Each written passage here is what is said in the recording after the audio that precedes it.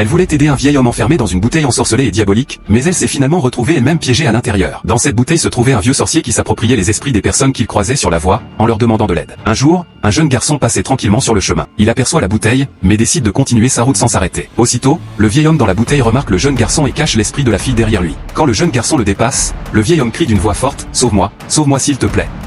Le jeune garçon, paniqué, s'arrête brusquement. Le vieil homme insiste, « Mon fils, s'il te plaît, aide-moi !» Le jeune garçon lui demande, « Mais comment t'es-tu retrouvé là ?» Le vieil homme répond qu'il a été lui aussi envoûté par un esprit diabolique qui l'a enfermé dans cette bouteille. En entendant cela, le jeune garçon a très peur et répond, « Moi, je ne peux pas t'aider, je n'ai pas cette force, je suis désolé. » Mais le vieil homme insiste encore et encore, car en réalité, c'est lui-même l'esprit diabolique. Sous l'influence et par pitié, le jeune garçon finit par céder. Il décide de l'aider pour le libérer. Stressé et terrifié, il ouvre le couvercle de la bouteille, puis prend la fuite. Mais au moment de partir, le vieil homme l'appelle et lui demande pardon. Le jeune garçon se retourne et dit, « Je t'ai déjà ouvert, tu peux sortir tout seul. » Mais le vieil homme insiste pour qu'il s'approche, car il sait que si le jeune revient, il pourra le piéger à son tour, comme la fille. Et malheureusement, en voulant aider encore, le jeune garçon se retrouve lui aussi enfermé dans la bouteille diabolique.